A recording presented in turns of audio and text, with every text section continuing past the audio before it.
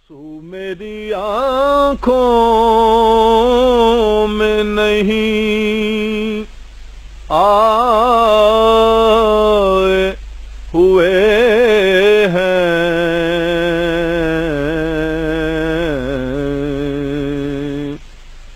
दरिया तेरी रहमत के ये लहराए हुए हैं।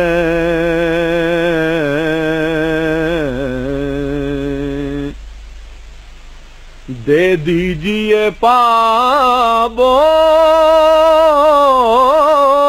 की अब हमको इजाजत,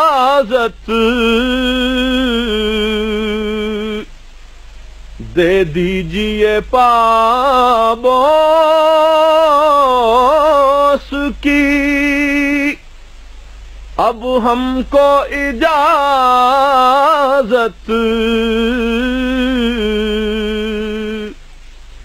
कब से दिले बेताब को ठहराए हुए हैं,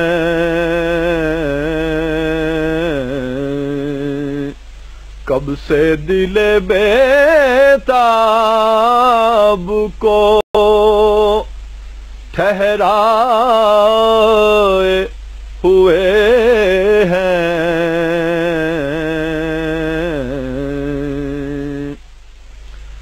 शाहों से दबे क्या जो गदा है तेरे दर के। एक रिवायत में आपका मिलता है 19 बरस दूर रहा। क्यों? लोगों ने पूछा कि खल्क से आप दूर क्यों रहे, कि खालिक की तलाश में। और जब राज खुला तो खल्क में ही खालिक को पाया।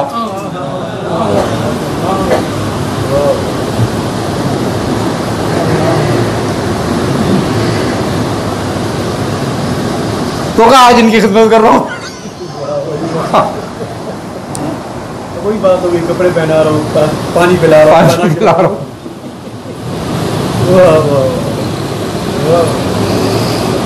खिदमत खल्क में ही खालिक है। क्यों सूफिया ने करी? सूफिया ने क्यों करी? इसीलिए तो करी।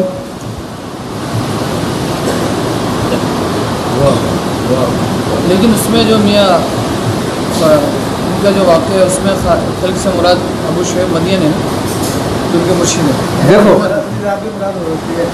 अपनी जात भी है, पीर की जात भी है, लोग भी हैं। अब एक बुजुर्ग है, एक वली है, वो किस मकाम में क्या बात कह रहा है उसी मकाम का समझेगा उस बात को। हजरत मखदूम जलालुद्दीन झानिया जहाँ गश्त रहमतुल्लाह अलैह ने जब फसूस देखी तो आपने फरमाया जो इस किताब को पढ़ेगा वो ज़ंदीक और काफिर हो जाएगा, इसको हाथ नहीं लगाना। अपने मुरीदों को मना कर दिया सब। और शायद 30 बरस गुजर गए। एक दिन सफाई करवा रहे थे तो वो किताब हाथ लगी। लोगों ने कहा हजरत ये किताब है, देखें ज़रा, बड़ी मिट्टी चढ़ी हुई है इस पर। आपने साफ सुफ करके उस किताब को देखा, खोला, पढ़ी तो उसको बड़ा चूमा आपने।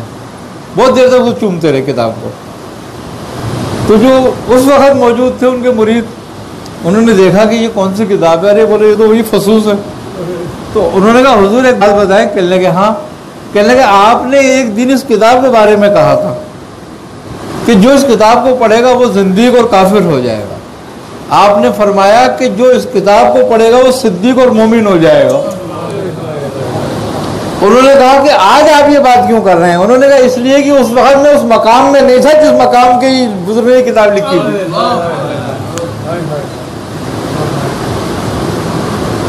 तो बात यह है कि हर चीज़ हर वक्त समझने की भी नहीं होती। आज मैं खल्क में बैठ जाता हूं तो गुमराह हो जाता हूं। आज वक्त अलग है, कल मैं इसी खल्क में बैठूंगा तो कोई गुमराही मुझ पर नहीं होगी।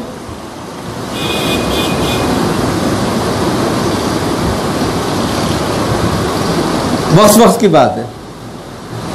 क्यों हज़रत शेख अब्दुल कादिर जिलानी खल्क से भागते थे, फिर एक दिन खल्क में बैठे हुए थे।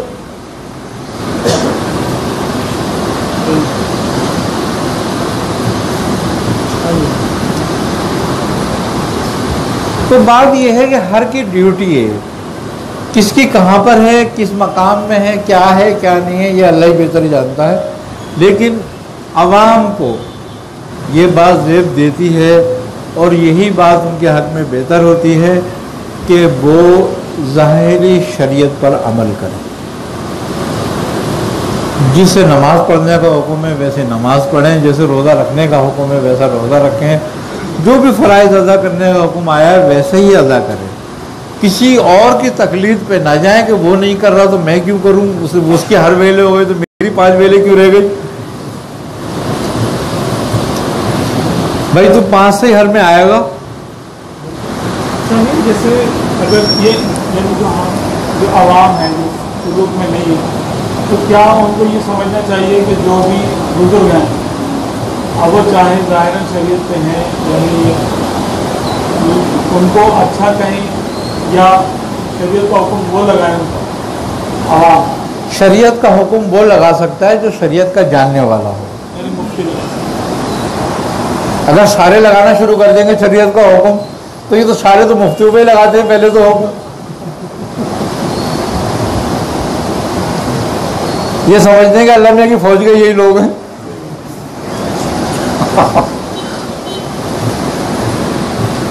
इनका असल में ये जो अवाम का फतवा होता है ये मुशाहिदात ही होता है। वो कहते हैं फलाने पर फलाने मुफ्ती ने इस वजह से ये फतवा लगा लो, ये भी वही कर रहा है, वही कर रहा है बस। तो ये लगता है ये हाँ सही होगा, तो वो इस तरह क्या हाँ। अच्छा, इनका चूंकि ईमानी तकलीदी है, सबसे बड़ी बात यह कि इनका ईमान ही तकलीदी है, लिहाजा इनका फतवा नहीं होता। अच्छा, जिस पर ये फतवा लगाते हैं वो भी बुरा नहीं मानता। जिसको अपने ईमान की खबर नहीं,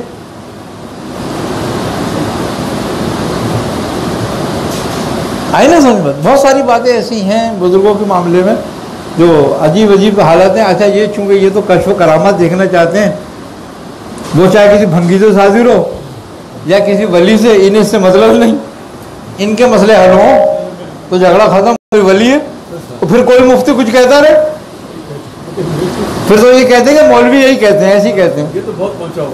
हाँ, तो क्या बात सकते। तो इसलिए इनकी बात पे तो ना अच्छाई की कोई खैर की खबर रखो ना कोई बुराई रखो। लेकिन यह है कि बेहतर है इनके लिए कि ये अपने हाल में अच्छे रहें। लेकिन शरीयत चूँकि सब पर लागू है तो शरीयत के ज़ाहिरी अमाल पर जो है ना बिल्कुल पाबंद रहें। सब देखो, एक बात है, जो अपना ज़ाहिर अच्छा नहीं करता उसका बातिन अच्छा नहीं होता।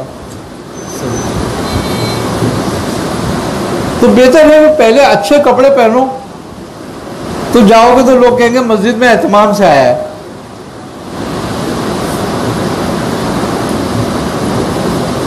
अब अगर वैसे ही उठ के चला जाए तो कहेंगे देखो जुम्मे का दिन भी एहतमाम नहीं करता मस्जिद के लिए, तो चाहे उसका अंदर कितना अच्छा है अंदर, लेकिन चूंकि खल्क जाहिर को देखती है।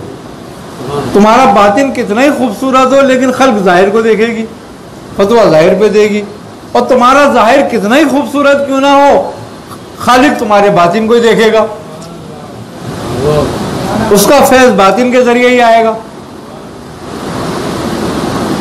तो बात यही है कि हम किसके लिए कर रहे हैं, लिहाजा आम लोगों को दोनों बातों का ख्याल रखना चाहिए, खल्क का भी और खालिक का भी। बेहतर हम में यही बात है, वरना तो मियाँ कुछ भी कहते रहो, कुछ भी सुनते रहो, इनके तो कान पे जूई भी नहीं रिंगती। जिनका ये हाल हो कि अल्लाह ने उनको ऐसा रहबर और रहनुमा दे दिया कि जिसकी मिसल ही कोई नहीं है, हैं सरकार दो आलम सल्लल्लाहु अलैहि वसल्लम, और फिर ये रहबर और रहनुमा ढूंढते फिरते हैं। अगर देखा जाए तो रहनुमाई बातिन के लिए है, जाहिर के लिए तो एक रहनुमा दे दिया वो बहुत है। और जो उनके जरिए अपना जाहिर दुरुस्त कर लेता है उसका बातिन भी अल्लाह ताला उनकी बरकत से दूर कर देता है, सुधार देता है। क्योंकि बातिन ज़ाहिर के ताबे, जिस तरह रूह को नफ्स का लिबास पहना दिया गया, तो तुम अपने ज़ाहिरी अमाल की वजह से ही अपने बातिन को दुरुस्त कर सकते हो। अब मैं हासिद भी हूं, मैं हरीज भी हूं, मैं सारी बुराइयां मुझ में मौजूद हैं और बातिन मेरा बड़ा साफ है, ये कैसे हो सकता है? वो तो वही बात हो गई कि फिरौन जैसी जिंदगी गुजारो और आखिरत मूसा जैसी हो, तो ये कैसे हो जाएगा? बस जैसी जिंदगी गुजारोगे वैसे ही आखिर होगा। देखो बड़े बड़े बाकमाल बुजुर्ग जैसे शेख अब्दुल कादिर जीलानी जैसे बुजुर्ग, बड़े बाकमाल बुजुर्ग, उन्हें भी अपनी आखिरी सांस की फिक्र थी कि मेरा खात्मा बिलखैर हो, जबकि आप दावा कर रहे हैं कि कोई मेरा मुरीद बेईमान नहीं मरेगा और अपनी आखिरी सांस की आपको फिक्र है। वो कमाल मार्फत है और ये कमाल एहतियात।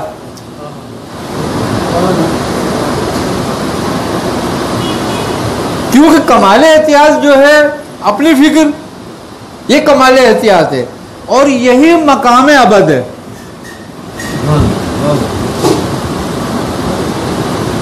इसमें खुदा ना खास्ता कोई बुजुर्ग की वो नहीं है। क्या हम ये कहते हैं भाई उन्हें तो अपनी फिक्र थी तो फिर औरों की कैसे होगी? ये बात नहीं है कतन। ये कतन ये बात है कि वो इतने मोहताज थे और अपने रब के इतने नजदीक थे कि उसकी किसी भी सिफत से उनकी नजर हटी हुई नहीं थी।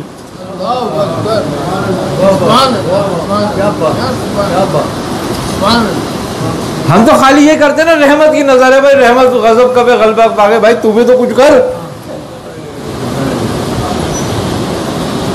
यानी कि जब शैतान किसी को गुमराह करता है तो उसको उम्मीद पर डाल देता है, खौफ से निकाल लेता है, उम्मीद पर डाल देता है। लेकिन वही आदमी हिदायत पर होता है जो खौफ और उम्मीद के दरमियान होता है, कि अपने रब से बेहतरी की उम्मीद रखता है, अपने अमाल पे खौफ रखता है। रब की तरफ से खैर, अपनी तरफ से शर, कि कभी भी मुझसे सादिर हो सकता है, तो वो मोहतात हो जाता है अपनी जिंदगी में, तो वही कामयाब हो जाता है। जो खूबी की बात यह है कि अल्लाह उसे अपना दोस्त मुकर्रर करता है जो अपने नफ्स से खाइफ हो जाता है।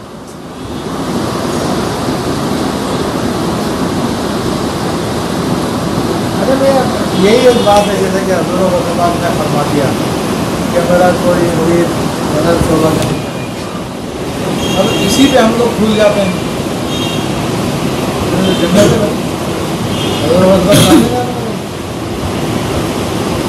हालांकि मफहूम तो वही नहीं करा अमन में मकरिल्लाह को कि अल्लाह के मकर से, अल्लाह की तस्वीर से बेपरवाह हो जाना कुफर है। अब हज़रत रसूलुल्लाह का नाम लेके हम बेफिक्र हो रहे हैं। ये गुमराही है, और वो गुमराही ये है कि हमें ये देखना है कि अगर हम गौस पाक के मुरीद हैं तो गौस पाक का जिंदगी गुजारने का तरीका क्या था, हम पैरवी करें उसकी। देखो मुरीद क्या है, हम तकलीद को मुरीदी कहते हैं ना, किसी का इरादा करना, किसी का इरादा कर लेना, किसी के ताबे हो जाना। तो किसी से मोहब्बत का दर्जा यह है कि तू उसका हुक्म माने, तो अपने आप को उसके आगे पेश कर दे। निजामुद्दीन महबूब इलाही का एक वाकया है कि आप जब मुरीद होकर हजरत बाबा फरीद के पास रह रहे थे तो आपने एक दिन क्या हुआ कि जब आप पहले दिन रुके वहां पर क़याम किया आपने, तो आपको एक चरपाई भेज दी बाबा फरीद ने। चरपाई आ गई आपके लिए।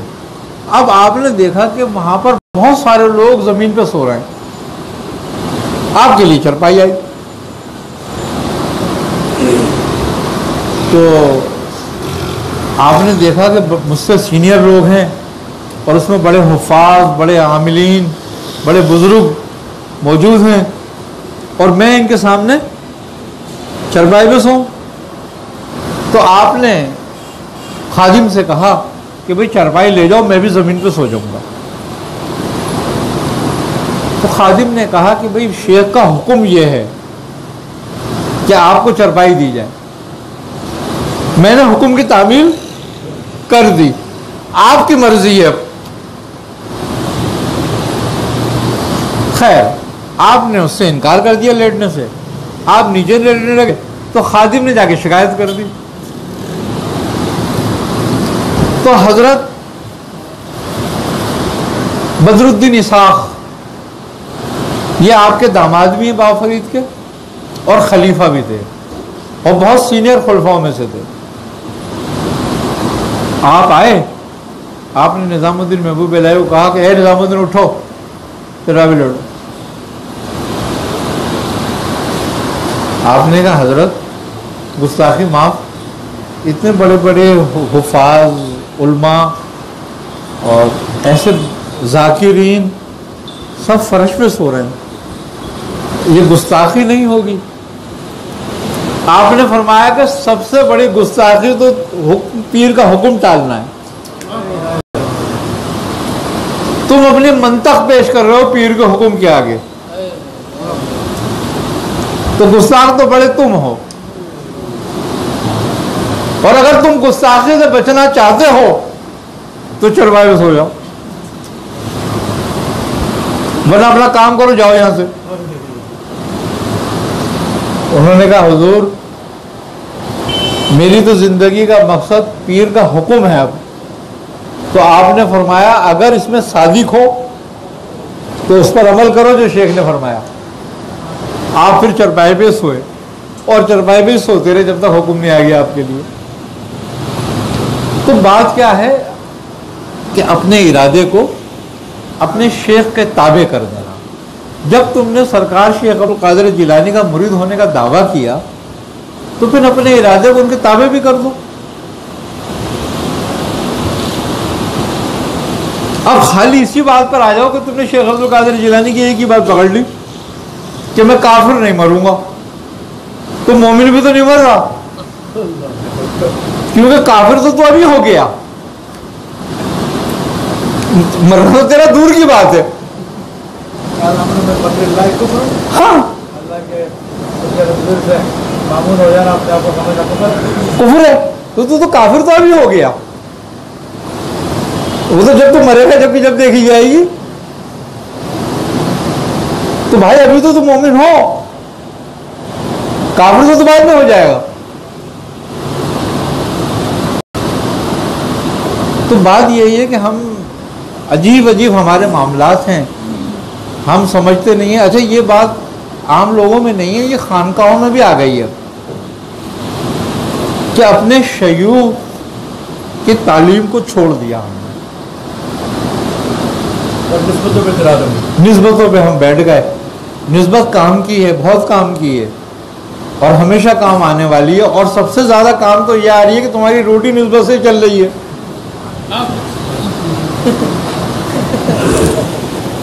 हाँ, तो इससे ज्यादा निस्बत तुम्हारे और क्या काम आएगी कि तुम्हारी रोटी रोजी खुली हुई है। लेकिन असल जो है निस्बत का काम वो करो ना।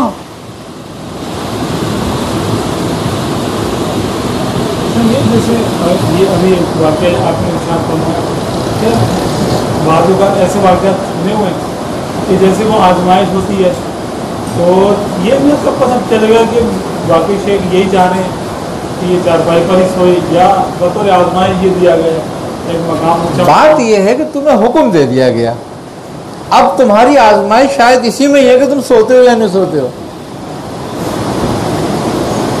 आई समझ बात। अरे ये तो इनकी तो पीरों का आजमाना तो बड़ा अजीब अजीब तरीके से होता है। अल्लाह ताला इनकी उसमें न डाले, इनके चक्करों में।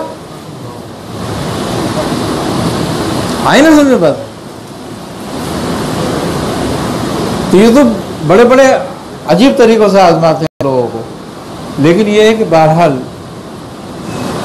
अल्लाह ताला हिदायत देने वाला है, जिसको आजमाइश से चाहते हैं उसको पार करा देते हैं, नहीं तो भटका देते हैं। हमारा एक पीर भाई था, नायाब नाम था उनका, हाफिज कुरान, एक कुरान रोज खत्म करता था वो, उसकी ड्यूटी थी कि तुझे कुरान खत्म करना है। अब वो पढ़ के पागल हो जाता था। अब उससे हम कोई बात करते थे तब बस 3 रह गए, 2 रह गए। मैंने कहा यार तू तो इतना पढ़ चुका है कुरान, लेकिन कोई बात तो तेरे में नजर आती नहीं कि तू कोई आगे तरक्की की हो। तुझने इसमें मैं तरक्की के लिए नहीं पढ़ता, मैं तो हुक्म के लिए पढ़ रहा हूँ। आई समझ। मैंने सवाब तो तुझे बहुत है, उसने मुझे सवाब भी नहीं चाहिए। मैं ना सवाब के लिए पढ़ रहा हूँ ना तरक्की के लिए पढ़ रहा हूँ, बस मैंने कह दिया पढ़ो, पढ़ रहा हूँ बस मैं। मैंने कहा ऐसे कह सकता भाई जो आदमी कुरान पढ़ता है वो सवाब तो होगा, कल मैंने मियाँ को दिया अगर होता भी है तो। क्या मियाँ ने मुझसे नहीं कहा था सवाब होगा, अगर होता भी है तो उन्हीं को दिया मैंने। फिर मेरे जो काम है पढ़ना। एक दिन क्या हुआ कि उसने ख्वाब देखा, तो उसने अपनी उंगली काट के मियाँ को दी है।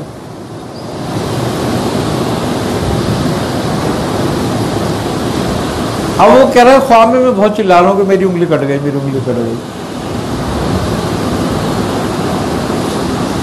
दूसरे दिन वो आया,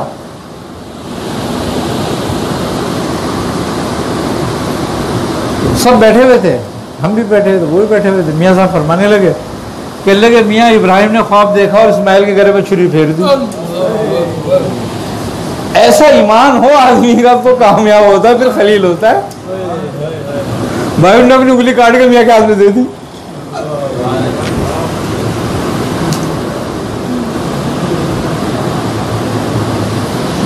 ये क्या तुक बना आज। तो वो मुझसे कहने लगा रात को मैंने देखा था।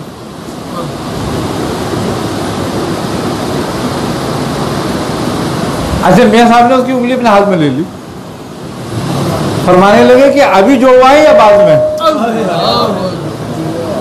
इसका कुछ चाहिए। उसने कहा मियाँ ये तो आपकी नजर है। कहने लगा चलो फिर संभाल कर रखो इसको, फिर इसका सौदा बाद में करेंगे। 1 साल वो शख्स मेरे साथ रहा, हम चिल्ला भी काटते थे, साथ घूमते फिरते थे। वो उंगली वैसी की वैसी उसकी जेब में पड़ी रही। 1 साल तक तो मैं देखता रहा। 1 साल के बाद उसको हुक्म हुआ,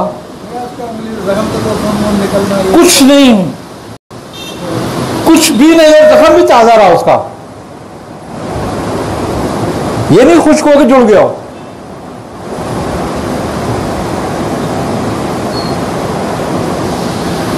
तो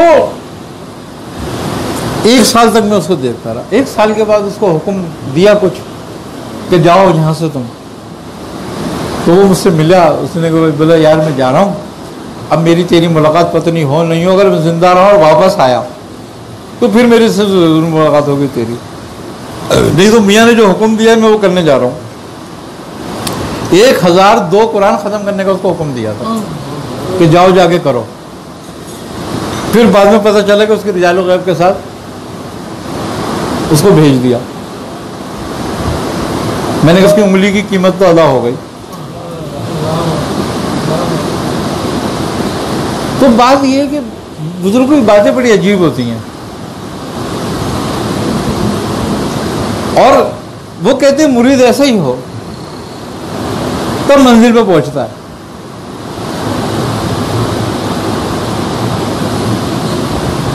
मुझसे कहने के वहाँ चले जाओ जलाल बाबू के पास। हम जलाल बाबू के पास चले, उन्होंने कुत्ते मंगवा लिए।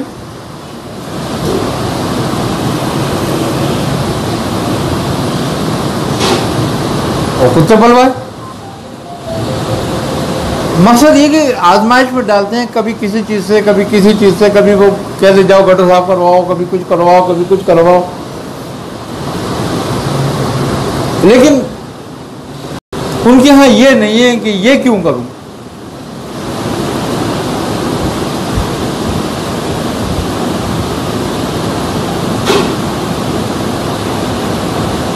एक दिन हमने लंगर में खाली इतनी बात हो गई, हमारे पीर भाई ने कहा कि यार लंगर खा लो। मैंने कहा यार मैं खा के आया हूँ खाना। अब जैसे मेरा पेट भरा हुआ था, मैंने कहा मैं खा के आया हूँ। मियाँ साहब सुन रहे थे, कोई बात खत्म हो गई तो दूसरे मुझे बुलाया गया, कहले तुम्हारा एक काम है तुम्हें तुमसे। मैंने कहा क्या? अरे कहने के इरफान वो देना जरा कासा। इरफान ने कासा दे दिया, उन्होंने मियाँ गिर दो, उससे कहने लगे गिर दो। मैंने कहा कहले आज से तुम्हारी ड्यूटी है, सुबह से शाम तक भीख मांगोगे।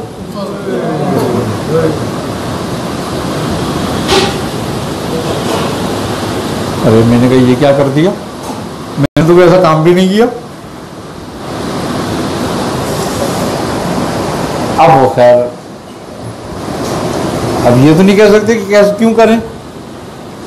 मैंने उठाया, मैं मियाँ कब से कहने लगा अभी से जाओगे तुम्हें ड्यूटी पे, तुम्हें दे दिया ये। अब वो सुबह से शाम तक घूमते रहे हम लेके। हाँ हाँ पैसे भी जमा हुए, लोगों की बुरा भला भी सुना, गालियाँ भी खाई, सब कुछ हुआ। अब जब वापस आए शाम को, मैंने कहा मियाँ इसका क्या करूं? कहने कि किसका? मैंने कहा जो मांगे ही है। अरे कहने खैरात कर दो। मैंने कहा ये क्या, हम भीख मांगे फिर खैरात करेंगे हमको? कहने कभी कभी ऐसे ही चलता है, बस जाओ अपना काम करो, जब तक ऑर्डर है जब तक करोगे। 4 महीने लगा के रखा है इस काम में, सारे चौक मालूम होगा कहाँ सही मिलेगा कहाँ नहीं मिलेगा। पूरे कराची में मखसूस इलाके में। अरे वो तो कहते थे जहां तुम्हारा जी चाहे मांगो, तुम कितना पैसे दे सकते हो, जाओ चलो। अच्छा अब मैंने बोला मियाँ सुबह से शाम हो जाती है, खाने वाने का क्या करें? तो कहने लगे इसमें से एक रोटी लेके खा लिया करो। लेकिन कहने लगे एक बात याद रखना, ये रोटी तुम्हारे अंदर जंग पैदा करेगी। मैंने कहा फिर? तो कहने लगे किसी मज़ार वज़ार खड़े हो जाया करो, कोई दे जाएगा रोटी वोटी तुम्हें, लंगर की तो होगी मिल जाएगी। 4 महीने लंगर की रोटी खिलवाई, एक दिन मना करके, और भीख अलग मंगवाई। जब वो ड्यूटी पूरी हुई ना, तो फिर हमारे पीर भाई मुझसे कहने लगे पता ही क्या हुआ था? मैंने कहा नहीं। कहने लगे ऐसे बात थी। अरे मैंने तो भाई बेख्याली में कह दिया था, मेरा तो कोई इरादा ही नहीं था। कहने के बात इरादे की नहीं ज़बान की होती है।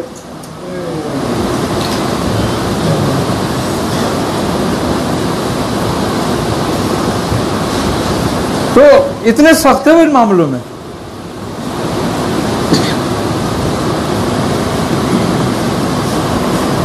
अब वो बाबा जलाल से उन्होंने मुझसे कुत्ता मंगवाया। कहने लगे जाओ कुत्ता ढूंढ के लाओ। कहने लगे और ऐसा लाना जिसका 20 नाखून हो पूरे। मैंने कहा कुत्ता चाहिए पूरा, वो तो मेरे हाथ में आएगा। अरे तो कहने लगे कोई बच्चा ही ढूंढ लो। मैंने कहा अच्छा हम बच्चा ढूंढ ढांड के लिया। अब उसको नहलवाया धुलवाया साफ किया रखा। मैंने कहा मियाँ ये छोटा सा बच्चा है, इसको दूध पिलाना है। तो कहने लगे जाओ लेकर आओ। मैंने कहा पैसे नहीं है। तो कहने लगा मेरे पास भी नहीं है। फिर कहने लगे तुमसे कुत्ते का बच्चा नहीं पाला जा सकता। अरे मैंने कहा मियाँ पैसे हो तो पालेंगे ना दूध। कहने लगा अच्छा लाओ इसको, कोई बर्तन लाओ ढूंढ के। तो बर्तन ढूंढ कर उन्होंने अपनी बोतल निकाली, खोली, डाली, बोले पिलाओ इसको। अरे मैंने कहा मियाँ ये पी लेगा, हाँ पिएगा, हम पी रहे तो ये भी पिएगा। पिलाया। अच्छा एक वो थे मौलाना थे वहाँ के मस्जिद के, तो वो उनके थे काजमी साहब के ना मुरीद, और बड़े अच्छे आदमी थे, बड़े खलाक वाले। तो वो एक दिन जा रहे थे वहाँ से निकल के, मैं कुत्ता लेकर बैठा हुआ था गोद में, कुत्ते की इजाज़त दी थी कि ज़मीन पर रखो उसको। हाँ, तो वो आगे मुझे देख के अबे कहने लगे ये क्या कर रखा है तुमने। मैंने कहा क्या हुआ। कहने लगे ये जो कुत्ता पाला है। मैंने कहा मैंने थोड़ी पाला। मैंने कहा इन्होंने मियाँ ने पाला। कहने लगे मौलवी साहब क्या हुआ। कहने लगे हजरत ये निजिस है। कहने लगे हाँ क्या निजिस है। कहने लगे कुत्ता। कहने लगे अच्छा फिर क्या होता है अगर निजिस होता है तो फिर ये इसका नुकसान क्या है। कहने लगे फरिश्ते नहीं आते।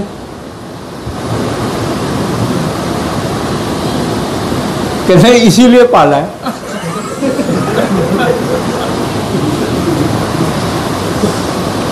और बड़ी अजीब बात है भाई, तुम एक कुत्ता पालने में हमारे नाराज होगा और उसने तो इतने पाले हुए, तुम्हें कोई एतराज नहीं हुआ। मौलाना मुझसे पूछ लगे क्या कह रहे हैं। मैंने कहा पता नहीं, छोड़ो। मैंने कहा मजदूर आदमी है, कुछ भी कह सकता है। ऐसा नहीं बात। मौलाना आगे चले गए। मैंने कहा मियाँ क्या कह रहे थे तुम। कहने लगे सही तो कह रहे थे। मैंने कहा अच्छा इनकी समझ में नहीं आया।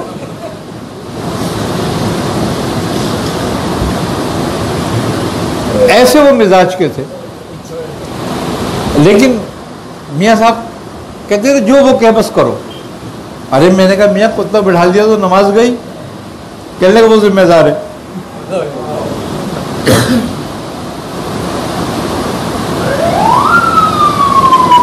मैंने कहा हमें तो छुट्टी चाहिए और क्या चाहिए।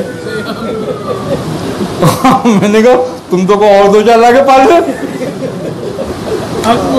सीधी बात है, और क्या, जिससे जान छूट रही हो वही काम सही है बस। तो वो तो ये उनकी बात होती है, लेकिन वो ऐसे लोग नहीं होते। बाज बुराइयों को वो बुराई से ही धो रहे होते हैं। वो कहते थे बेटा सबसे बड़ी बुराई जो है ना वो रऊनत है। तुम जिक्र करते हो ना, तुम पर तकब्बुर आता है तुम्हें हम जिक्र कर रहे हैं। अब उसको हाथ के हाथ धोना पड़ता है, तब समझ में आई कि ये क्यों करते हैं ऐसा।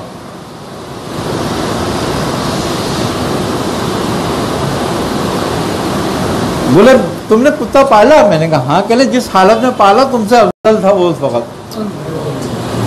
तुम्हें तो यही दिखाने के लिए पाला था कि ये अफजल है या तू अफजल है। तो जब तू इस जैसा हो जाएगा तो फिर काम आएगा।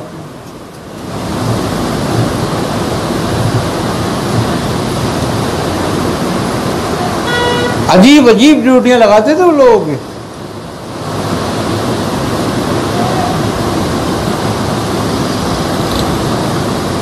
लेकिन ये बात थी उनकी कि जिसको भी उन्होंने तवज्जो की उसको कहीं पहुंचा दिया। वो कहते थे दीन किताब से नहीं समझ में आता, पढ़ा जाता है समझ में नहीं आता। मैंने कहा फिर। कहने का समझाता फकीर है, वो पढ़ाता नहीं है, वो समझाता है। फिर कहने का दीन पढ़ने से दीन का इल्म आता है, दीन की समझ नहीं आती।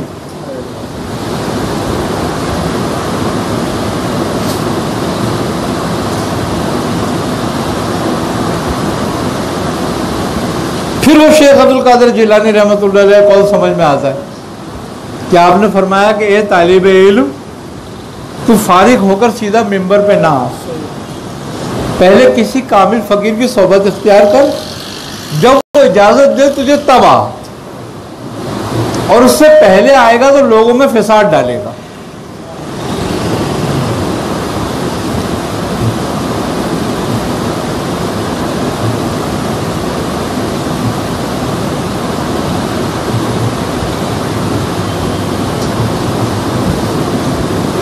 एक दिन ऐसी बात हो रही थी टोपी पर, मियाँ साहब जो है ना कोई लिबास नहीं पहनते थे, सादा सादा लिबास में रहते थे। मैंने कहा मियाँ हमारे सिलसिले की कोई शनाख्त, कोई टोपी ऐसी कोई चीज़ बताओ कि हम उसको रखें। कहने लगे मियाँ फ़कीर की कोई शनाख्त होती है, उसकी शनाख्त तो उसका रब होता है बस। जब अंदर बाहर सुनाई दे तो बस समझ लो शनाख्त हो गई, और नहीं तो धोखा ही धोखा है। मदारिया खानदान में ना पीर नहीं होते, ये अब आ गए पीर मदारिया खानदान में, वरना पीर नहीं होते थे। इसमें सरगुरु होते थे, वो कहलाते थे सरगिरोह। अब हिंदी में जो उनको सरगुरु कहते थे, तो सरगिरोह जो होता था वो 52 गिरोह पे एक होता था, यानी कि 52 पीरों का गिरोह हो तो एक सरगिरोह होता है। और मियाँ साहब जो थे मदारिया खानदान में 52 सरगिरोह पे गिरोह थे।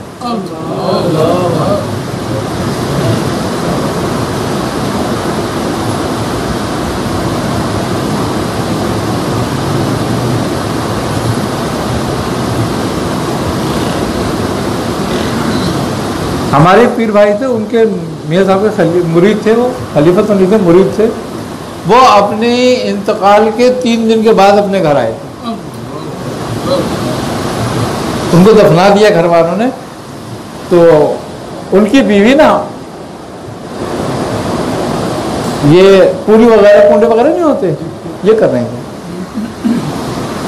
उनका इंतकाल उस वक्त हुआ।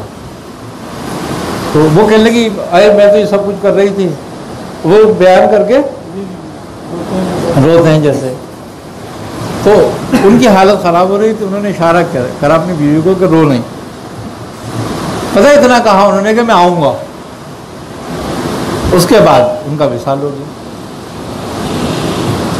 ले गए दफना दिया। 3 दिन के बाद दफनाने के उन्होंने आन के अपने घर का दरवाज़ा बजाया रात को। उनकी बीवी ने दरवाज़ा खोला तो खड़े हुए, वो तो हक्का पक्का, उनको खामोश, शोर नहीं मचाइए, अंदर चल। बोले क्या? बोले मैं हलवा पूरी खाने आया हूँ, बना हलवा। आप कितनी देर में? बोले तो हलवा बनाए कितनी देर में, सबसे मिल लूंगा बच्चों से। वो सब बच्चों को उठा दिया, को ठोक ठोक सब आ गए, खेलने के। उन्होंने कहा बस शोर नहीं मचाना। उनके साथ बैठे, खाए पिए और कहने लगे अच्छा अब जा रहा हूँ, मैं अपना वादा पूरा कर दिया, अब नहीं आऊँगा, जब कोई मुसीबत होगी तुम पे तो ज़रूर आऊँगा, लेकिन वैसे नहीं आऊँगा।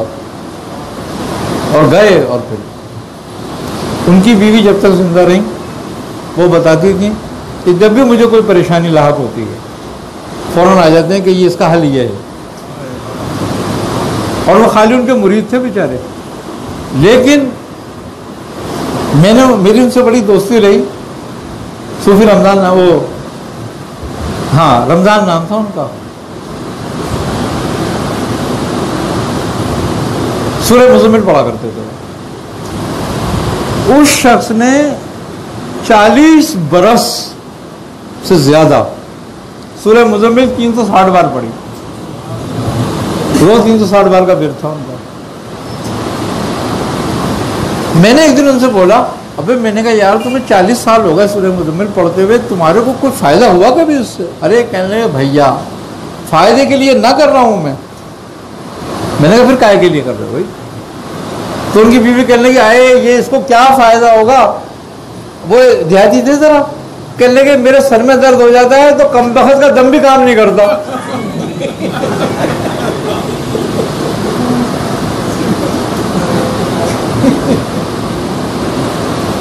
ये दम करके भी मेरे सर पे से दर्द नहीं हटा सकता। ऐसे खामखाई का मौलवी है। अब वो कहता बता मैं मौलवी का हूं। भाई मियाँ ने कहा पढ़ो, मैं पढ़ रहा हूं। मैं एक दिन मियाँ साहब से कहा, मैंने कहा मियाँ, कहने लगे क्या? मैंने कहा ये इतनी इन्होंने रियाजत करी सूरह मुज़म्मिल में, लेकिन इनको नतीजा तो कुछ भी नहीं निकला। तो मियाँ साहब मुझसे हंस के कहने लगे तुझे क्या पता नतीजे का कि नतीजा क्या होता है? मैंने कहा हाँ ये भी बात सही है कि मुझे क्या पता नतीजे का। कहने लगे ये तो मरने के बाद पता चलेगा इसके नतीजा। वो बात उनकी दुरुस्त हुई।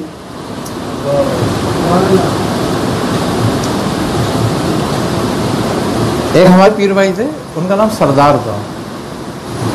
वो डाकू थे, तो बड़ा नाम था उनका। उस वक्त में उन पे इनाम रखा हुआ था उनके सर पे, यानी कि पाकिस्तान बनने से पहले की बात है। वो मियाँ साहब बताते थे सन 40 की बात थी। तो उस वक्त उनके ऊपर 2000 रुपये का इनाम था।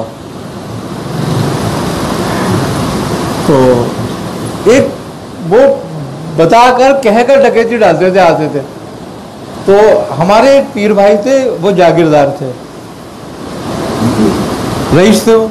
उनके यहाँ उन्होंने तिला भेजी उसने कि मैं चोरी करने आ रहा हूँ तेरे घर डाक डालने, अब तो अपनी हिफाजत कर लियो। तो इत्तेफाक की बात यह है कि मियाँ साहब वहाँ पहुँच गए। तो वो बड़ा परेशान, उन्होंने बड़ी लोगों को इकट्ठा किया हुआ गाँव के, और गाँव डंडे वंडे लेके फिर रहे। मियाँ साहब पूछने लगे, कहने लगे अरे भाई तेरे गाँव में आज ये हलचल क्यों है? तो कहने लगे मियाँ क्या बताऊँ तुम्हें, एक डाकू है उसने बड़ा नाक में दम कर रखा है सबके। उन्होंने कहा क्या, कौन डाकू? कहने लगे ऐसे से। अरे कहने लगे चल इन लोगों को क्यों मरवा रहा है बच्चों को, भगा इनको, जाओ बेटा तुम लोग जाके सो। अब वो चले गए। वो कहने लगे मियाँ आप उस डाकू को नहीं जानते हो? अरे कहने लगे हाँ हाँ जानते हैं हम। भाई वो डाका डालने तेरे घर पे आ रहा है ना? कहने लगे हाँ। बोले अपना हिस्सा लेने आ रहा है, तेरा थोड़ी लेके जाएगा कुछ। वो कहने लगे मियाँ फिर तो मैं दरवाजा खोल के रखता हूँ। कहने लगे हाँ खोल के रख। बात खत्म हो गई। अब पीर का हुक्म, उन्होंने सारे पहरेदार बोला जाओ भाई तुम लोग, मना कर दिया मियाँ ने। वो डाकू आ गया रात को। अब वो डाकू आया तो ये स्टैंड में बैठे हुए तस्वीर पढ़ रहे थे अपने आराम से। वो घुसा, आन के इनको देखा, इन्होंने उसको देखा। मैंने भैया क्या हुआ? कहने कौन हो तुम? अरे कहने तेरे इंतजार में बैठे हुए थे। कौन है क्या मतलब? यहाँ सैन में इतनी सर्दी में हम बैठेंगे, खाम खाएंगे क्या?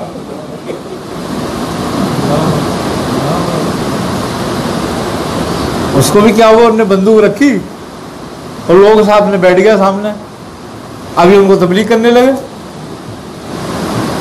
वो कहने लगे मियाँ मुझे अपना मुरीद कर लो। कहने लगे एक शर्त पे। कहने लगे क्या? कहने लगे तू सुबह अपनी गिरफ्तारी दे देगा। अरे उन्होंने कहा लो मियाँ मैं अभी जाके कर दे देता हूँ। उन्होंने कहा ठीक है, हमने मुरीद कर लिया,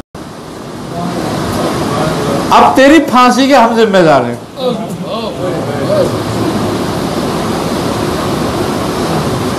अब वो हुआ क्या कि भाई वो पकड़ा गया, सब कुछ हो गया, उसको सजाएं हो गई, सब कुछ हुआ, सजाए मौत दे दी। अब वो लोगों ने आके कहा हजरत आपके मरीज को सजाए मौत दे दी। आपने कहा देने दो। अब वो उससे पूछा, सरदार नाम था उनका, कि सरदार साहब हाँ ये बता खान तू कि भाई तेरी आखिरी ख्वाहिश? उन्होंने कहा बस एक दफ़ा मैं अपने पीर से मिलना चाहता हूँ, उनका ज़ियारत करना चाहता हूँ, बस मुझे और कोई ख्वाहिश नहीं है। उन्होंने कहा अच्छा। लोगों ने कहा मियाँ वो आपकी ज़ियारत करना चाहते हैं। हाँ हाँ तो करा देंगे। उसने सरदार ने क्या ख्वाब में देखा कि वो कह रहा है कि मैं लेटा हुआ था, मैंने क्या देखा, मियाँ साहब बैठे हुए तशरीफ फरमा। उससे कह रहे हैं क्या हुआ, क्यों परेशान है तू? तुझे कुछ नहीं होगा, हमने तुझे छुड़वा लिया है।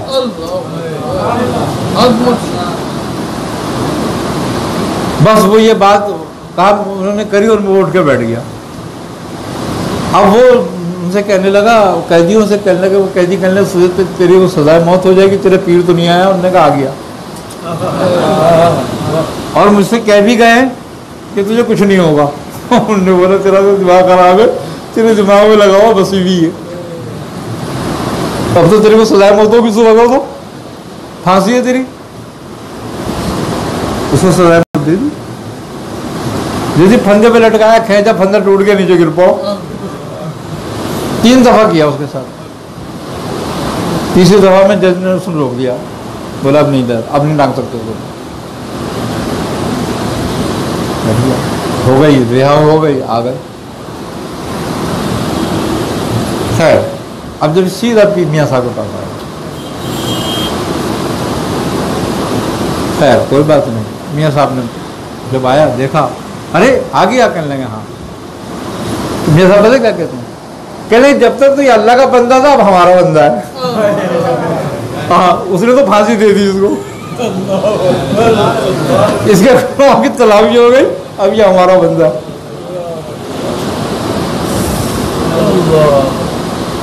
वो खिदमत में लग गया, उसको कुछ जिक्र अस्कार बताए, कुछ तालीम किया, अब उसको लगा दिया।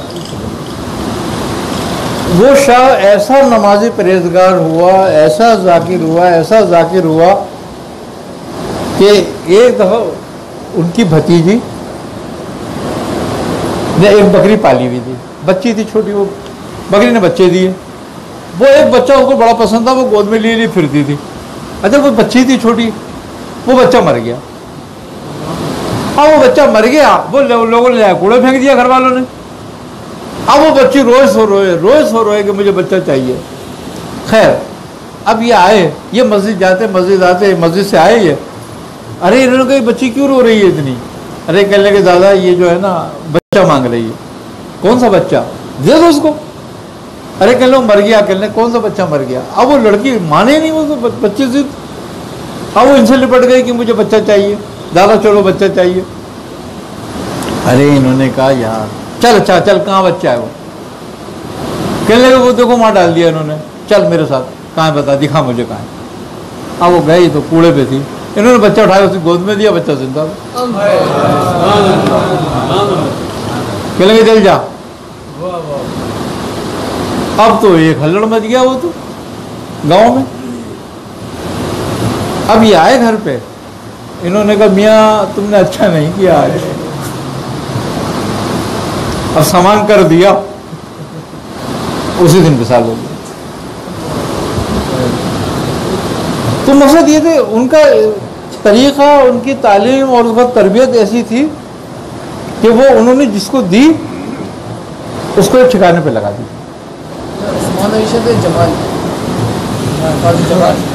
मियाँ साहब, मैं हाशमी साहब, ख्वाजा मंजूर हुसैन। बहरहाल भाई अल्लाह ताला, अच्छा सबसे बड़ी बात है बुज़ुर्गों से मोहब्बत की, कि अल्लाह ताला बुज़ुर्गों से मोहब्बत करने की हमें तौफीक दे, हमारे बुज़ुर्गों के रास्ते पे चलने की हमें तौफीक दे। और बहरहाल आम आवाम को चाहिए कि अपने मामलात को शरीयत के तहत और सुन्नत के तहत करें। अल्लाह ताला खैर करे। बस चाहों से दबे क्या जो गदा है तेरे दर के,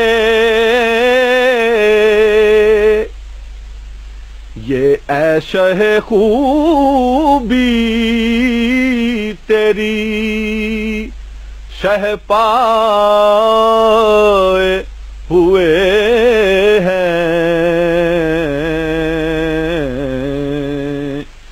ये ऐशा है खूबी तेरी शह पाए हुए हैं।